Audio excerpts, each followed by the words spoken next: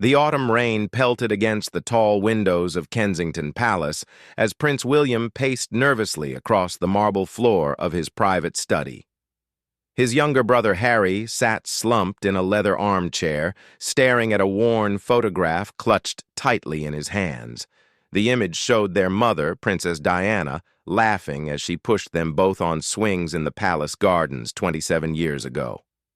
"We can't keep this to ourselves anymore," William said, his voice barely above a whisper. "The world deserves to know what really happened that night in Paris." Harry looked up, his eyes red-rimmed from exhaustion. "But what if they don't believe us? What if they think we're just two grieving sons trying to rewrite history?" The brothers had been meeting in secret for months, piecing together fragments of information that had been hidden from them for decades. It all started when their grandmother, Queen Elizabeth, had passed away the previous year. While sorting through her private papers, they discovered a locked box with their mother's name engraved on it. Inside were documents, photographs, and recordings that painted a completely different picture of Diana's final days. William stopped pacing and sat down across from his brother. "Harry, we were just children when she died. We accepted what we were told because we had no choice. But now we know the truth, and keeping it secret feels like betraying her memory." The truth they had uncovered was shocking. Their mother hadn't died in a simple car accident caused by paparazzi chasing her through the streets of Paris. The evidence they found suggested something far more sinister, something that had been carefully covered up by people they had trusted their entire lives. 3 days before Diana's death, she had called a secret meeting with a French journalist named Marie Dubois. The meeting took place in a small cafe near the Eiffel Tower, far from the usual haunts of the royal family and their security teams. What Diana told Marie that day would change everything the world thought they knew about the People's Princess. According to the recordings they found, Diana had discovered something that threatened to shake the very foundations of the British monarchy. She had stumbled upon financial documents showing that certain members of the royal family had been secretly funding arms deals in conflict zones around the world. The money was being laundered through charitable organizations, including some that Diana herself had supported. "She tried to do the right thing," Harry said, his voice cracking with emotion. "She always tried to do the right thing, and they killed her for it." William reached over and placed a comforting hand on his brother's shoulder. "We don't know for certain that they killed her, Harry, but we know they were planning to silence her somehow." The evidence was circumstantial but compelling. Phone records showed that Diana had received threatening calls in the weeks before her death. Her personal protection officer had been mysteriously reassigned just days before she traveled to Paris. Most damning of all, they found a recording of a phone conversation between their father, King Charles, and a man they didn't recognize, discussing the need to handle the Diana situation before it gets out of hand. The recording was dated August 29, 1997, just 2 days before Diana died. Harry stood up abruptly, knocking over the glass of whiskey he had been nursing. "How could our own father be involved in this? How could he live with himself all these years knowing what he did?" "We don't know the extent of his involvement," William said carefully. "The recording is unclear. He might have been trying to protect her, not harm her." But even as he said the words, William didn't believe them. The tone in their father's voice on the recording was cold, calculating. There was no warmth, no concern for the woman who had given birth to his children. It was the voice of a man solving a problem, not a husband worried about his ex-wife's safety. The brothers had spent weeks trying to verify the authenticity of the recordings and documents. They hired private investigators, consulted with audio experts, and even reached out to former MI5 agents who had worked royal protection details in the 1990s. Everything checked out. The evidence was real. What made it even more heartbreaking was discovering how close Diana had come to exposing the truth herself. In her final weeks, she had been working with investigative journalists and human rights lawyers to build a case against the royal family's illegal activities. She had evidence of Swiss bank accounts, shell companies, and a network of arms dealers who had been doing business with the Crown for decades. Diana's plan was to go public with the information on September 15, 1997, at a press conference in London. She never got the chance. She was going to change everything, William said, looking at another photograph from their grandmother's box. This one showed Diana meeting with children in a Bosnian orphanage, children who had been orphaned by the very conflicts that the royal family had been secretly profiting from. Harry picked up a letter written in their mother's handwriting. It was dated August 30th, 1997, the day before she died. In it, she expressed her fears about the threats she had been receiving and her determination to expose the truth, no matter the cost. "My darling boys," the letter read, "if something happens to me, know that I fought for what was right. I couldn't stand by and watch while innocent people suffered so that our family could maintain its wealth and power. You are the future of this family, and I pray that you will have the courage to finish what I started." The letter went on to detail specific bank account numbers, names of arms dealers, and locations where weapons had been sold to both sides of various conflicts.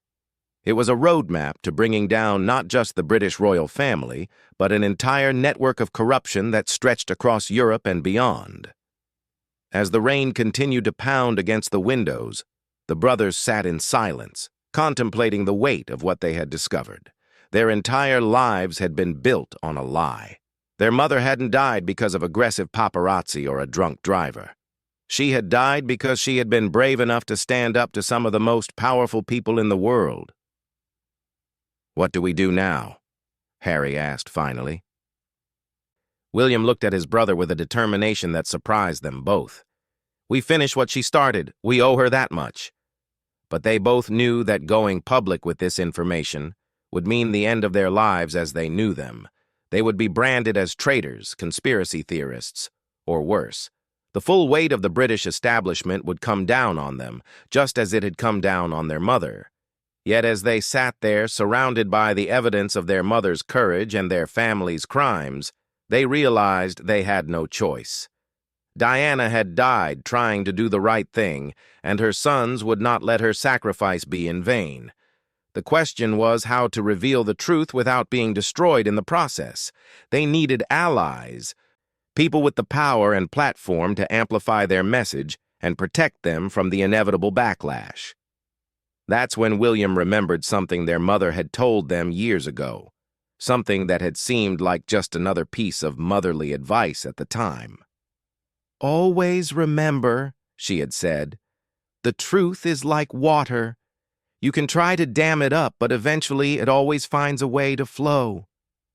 As the evening grew darker and the rain showed no signs of stopping, the two princes began to plan their mother's final, posthumous act of rebellion.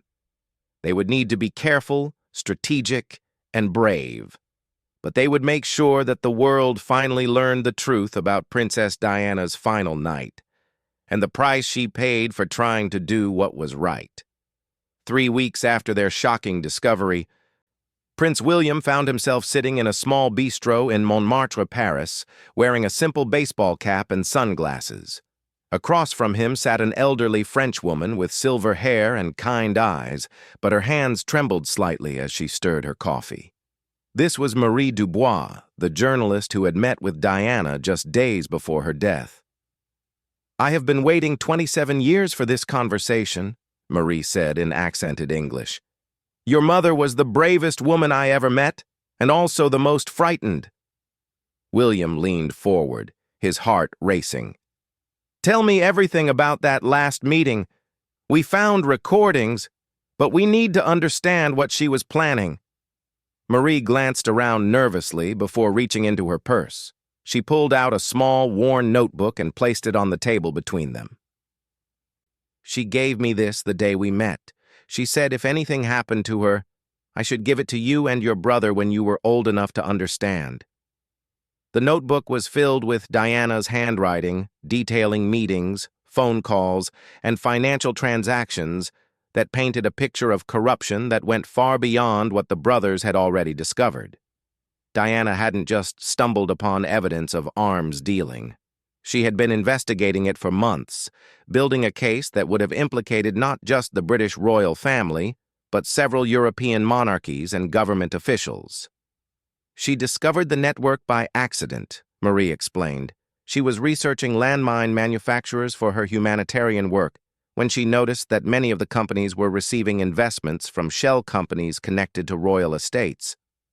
When she dug deeper, she found that members of your family had been profiting from both sides of conflicts for decades. William's blood ran cold as he read his mother's notes. The evidence was damning. Bank transfers showing millions of pounds moving from royal accounts to arms dealers. Photographs of senior royals meeting with weapons manufacturers at private clubs. Even correspondence discussing how to maximize profits from civil wars in Africa and the Middle East. But what shocked William most was discovering that Diana's investigation had started because of him and Harry. She had been visiting landmine victims in Angola when a young boy asked her why the British royal family had helped make the weapons that killed his parents. Diana had dismissed it as a misunderstanding at first, but the boy's words haunted her enough to start asking questions. She was going to hold a press conference at the Ritz in Paris on September 1st, Marie continued. She had contacted journalists from around the world. The plan was to present all the evidence at once, making it impossible for your family to suppress the story. But she died on August 31st, William said quietly. Yes, just hours before her planned announcement. Marie opened the notebook to a page marked with a red ribbon. On it, Diana had written a detailed timeline of the threats she had been receiving. The calls had started in late July, just after she had obtained bank records proving the royal family's involvement in arms dealing. At first, they were subtle warnings about staying out of political matters. Then they became more direct. Someone called her hotel room the night she died, Marie revealed. The hotel staff remember because she seemed very upset after the call. She told Dodie that they needed to leave Paris immediately, that it wasn't safe. This was new information that the brothers hadn't found in their grandmother's papers. William felt his chest tighten with emotion as he imagined his mother's final hours, knowing she was in danger, but still determined to expose the truth. Marie reached into her purse again and pulled out a small cassette tape. She recorded her final phone call with your father. I've kept this for 27 years, waiting for the right time to give it to you. With shaking hands, William took the tape. On it was written in Diana's handwriting. Charles, final warning, August 31st, 1997, 8:47 p.m. There's more, Marie said. Your mother had a backup plan. She knew the risks she was taking, so she created multiple copies of all her evidence. She hid them in different locations around London, and she gave me a map. The map was hand-drawn by Diana, showing locations throughout London where she had hidden evidence. Some were in obvious places like safety deposit boxes at banks. Others were more creative. Hollowed-out books in library collections, waterproof containers buried in royal gardens, even evidence hidden in the walls of Kensington Palace during renovation work. She was like a spy, Marie said with a sad smile. She learned tradecraft from some of the security people who worked for her. She knew how to make dead drops, how to communicate in code, how to hide evidence so well that even MI5 wouldn't find it. William studied the map, recognizing several locations where he and Harry had played as children. Their mother had been building a case against their own family while tucking them into bed at night, reading them stories and helping with their homework. The weight of her double life was staggering. There's something else you need to know, Marie said, lowering her voice even further. Your mother wasn't working alone. She had allies inside the government, people who were also disgusted by what they had discovered. Some of them are still alive, still in positions of power. She handed William a list of names. Some he recognized as current members of Parliament, senior civil servants, and even a few judges. Diana had been building a network of people willing to support her when she went public. But why didn't they speak up after she died? William asked. Because they were afraid, Marie replied. Your mother's death sent a clear message to anyone else who might be thinking of exposing the truth. These people have families, careers, lives they want to protect. William understood. The same fear had kept him and Harry silent for weeks after their discovery. But sitting here with Marie, holding his mother's evidence in his hands, he felt a surge of the same determination that had driven Diana. There's one more thing, Marie said, checking her watch nervously. Your mother recorded a video message, a kind of insurance policy. She wanted to make sure that if something happened to her, the world would know she hadn't been paranoid or unstable like they tried to claim after her death. The video was stored in a safety deposit box in Zurich, Switzerland. Marie had kept the key all these years, along with detailed instructions from Diana about when and how to retrieve it. The video contained not just Diana's testimony about what she had discovered, but also copies of the most damaging evidence, including photographs and documents that would be impossible to dismiss as forgeries. She made the recording just 3 days before she died, Marie explained. She knew she was running out of time. In the video, she names names, shows documents, and explains exactly how the arms dealing network operates. It's devastating. As their meeting came to an end, William felt overwhelmed by the scope of what his mother had uncovered and the courage she had shown in her final months. She hadn't just been the people's princess, beloved for her charity work and warmth. She had been a detective, an investigator, and ultimately a whistleblower who had died trying to expose one of the biggest scandals in modern royal history. Will you help us? William asked Marie as they prepared to leave. The elderly journalist nodded firmly. Your mother saved my life once, when I was a young reporter covering a dangerous story in Lebanon. She used her influence to get me out of the country when local authorities wanted to arrest me. I owe her everything. As William walked back through the streets of Paris, retracing some of the same paths his mother had walked in her final days, he felt her presence more strongly than he had since she died. She had been so much more than the world knew, and now it was time to make sure her story was finally told. But first, he needed to get to Switzerland and retrieve that video. Because once the world saw Diana speaking in her own words about what she had discovered, there would be no way for the royal family to claim it was all lies or conspiracy theories. The truth was about to come out 27 years later, just as Diana had planned. Back in London, Harry was conducting his own investigation, following up on the leads from their grandmother's papers. He had already located 2 of the evidence caches from Diana's map, and what he found confirmed their worst fears. Their mother had been thorough, methodical, and absolutely right about everything. The brothers were about to honor their mother's legacy in the most powerful way possible. They were going to finish what she started, no matter the cost. The gray morning mist hung low over Zurich as Prince William and Prince Harry stood outside the Swiss bank, both wearing simple civilian clothes and fake mustaches that made them look more like tourists than royalty. After weeks of careful planning, they had finally made it to the safety deposit box that contained their mother's final message to the world. Marie Dubois had flown in from Paris to meet them, bringing the key that Diana had entrusted to her 27 years earlier. Her hands shook as she handed it to William. Your mother made me promise to only open this box when both of her sons were ready to hear the truth, no matter how painful it might be. Inside the small, sterile room, the bank manager left them alone with box 1547.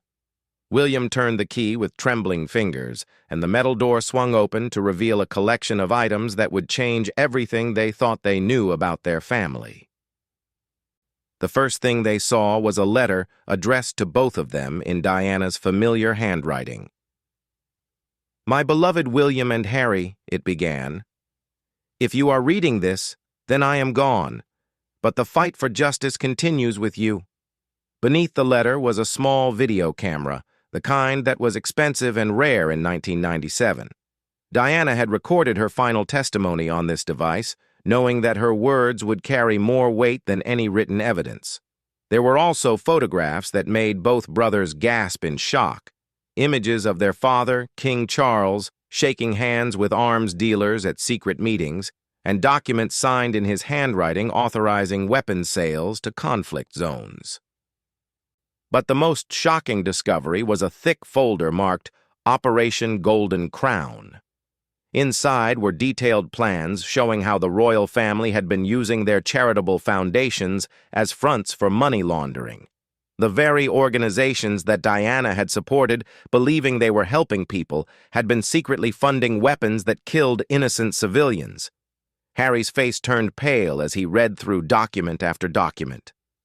She trusted these people. She worked with them, and they were using her name to cover up their crimes. William picked up the video camera and found the power button.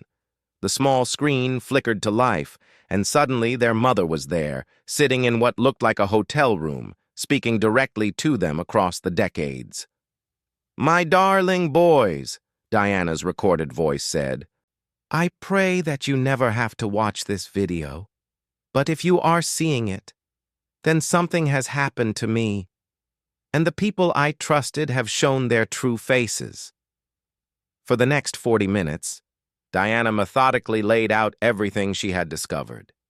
She explained how she had first become suspicious, how she had gathered evidence, and how she had tried to confront family members about what she had learned. The video showed her holding up bank statements, photographs, and recordings as she spoke. The most damning part came near the end, when Diana played a recording of a conversation she had secretly made with Charles just 2 weeks before her death. In it, he admitted to authorizing weapons sales and justified it by saying that the royal family needed to maintain their wealth and influence in a changing world. "Diana, you don't understand the bigger picture," Charles could be heard saying on the recording. "These deals ensure that Britain remains a major power. The money funds our charitable work, our public duties. It's a necessary evil." "How is selling weapons to dictators and warlords a necessary evil, Charles?" Diana's voice responded. "Children are dying because of these weapons. Families are being destroyed." "That's not our responsibility," Charles had replied coldly. "Our responsibility is to the crown, to the institution. If you can't understand that, then perhaps you need to reconsider your position in this family." The video showed Diana's face as she spoke directly to her sons about that conversation. "That was the moment I knew I had no choice but to go public. Your father and the others in our family have lost their way. They've forgotten that our duty is to serve the people, not profit from their suffering." Harry wiped tears from his eyes as he watched his mother's final message. She looked tired and frightened, but also determined. This wasn't the glamorous princess the world remembered. This was a woman who had discovered terrible truths and was willing to sacrifice everything to expose them. The video ended with Diana looking directly into the camera. "William and Harry, if you're watching this, then I need you to finish what I started. The evidence is all here. Use it wisely, but use it. The world deserves to know the truth, and the victims of these weapons deals deserve justice." In the silence that followed, the brothers sat stunned. Everything they had suspected was true.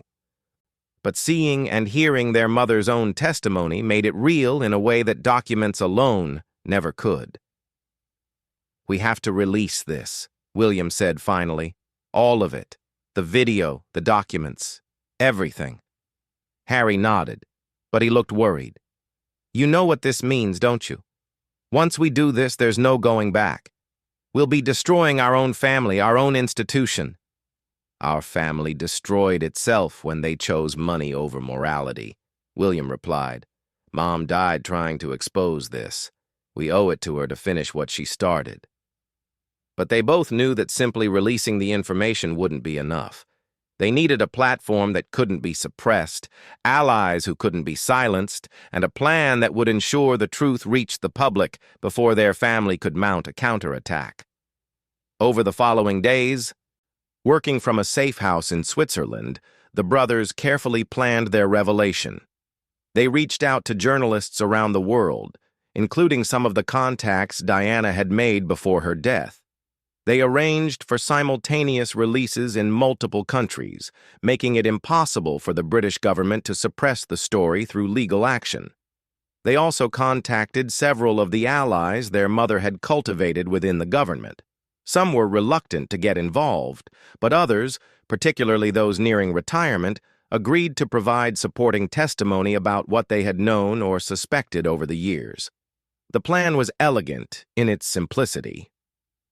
On September 1st, 2024, 27 years to the day after Diana had planned her original press conference, they would release everything simultaneously. The video would be posted on social media platforms, the documents would be published by newspapers around the world, and both brothers would hold a joint press conference to explain their decision. "We're not doing this for revenge," Harry said as they rehearsed their statement. "We're doing it for every child who's been killed by weapons sold by our family, for every refugee created by conflicts our family has profited from, and for our mother, who died trying to stop it." The night before their planned revelation, William couldn't sleep. He walked out onto the balcony of their safe house and looked up at the stars, wondering if Diana could see what they were about to do. Tomorrow would change everything, not just for their family, but for the monarchy itself, the institution that had survived wars, scandals, and social revolutions might not survive the truth about its involvement in arms dealing. But as he thought about his mother's courage in her final weeks, William knew they were making the right choice. Diana had taught them that their privilege came with responsibility, that their position should be used to help others, not exploit them. She had lived those values, and she had died for them. The next morning, as news outlets around the world began publishing the Diana documents and the video went viral on social media, William and Harry sat side by side at a simple table in a London hotel, facing a room full of journalists from around the globe. 27 years ago, William began, our mother discovered that members of our family had been secretly profiting from arms deals that fueled conflicts around the world. She tried to expose this truth and she died for it. Today, we finish what she started. As Harry played portions of their mother's video for the assembled journalists, William could see the shock on their faces. This wasn't just another royal scandal. This was evidence of crimes that had cost thousands of lives and destabilized entire regions. The fallout was immediate and devastating. Within hours of the press conference, protests began forming outside Buckingham Palace. Members of Parliament called for emergency sessions. International courts announced investigations into the arms dealing network. King Charles initially tried to deny the allegations, but the evidence was too strong and too well documented. Within a week, he had abdicated, and William found himself inheriting a crown that might not survive the scandal. But for the brothers, the most important moment came when they visited Diana's grave after the press conference. Standing beside the small island where she was buried, Harry placed a copy of the video recording on her headstone. "We did it, Mum," he said quietly. "The truth is finally out." As they walked away from the grave, both brothers felt a weight lifted from their shoulders. They had honored their mother's memory in the most powerful way possible, by finishing the fight she had started. The monarchy might not survive, their family relationships were certainly destroyed, but they had chosen justice over comfort, truth over power. Diana's final victory had come 27 years after her death, delivered by the sons she had raised to value courage above convenience. The people's princess had become something even more important, a voice for justice that refused to be silenced, even by death itself.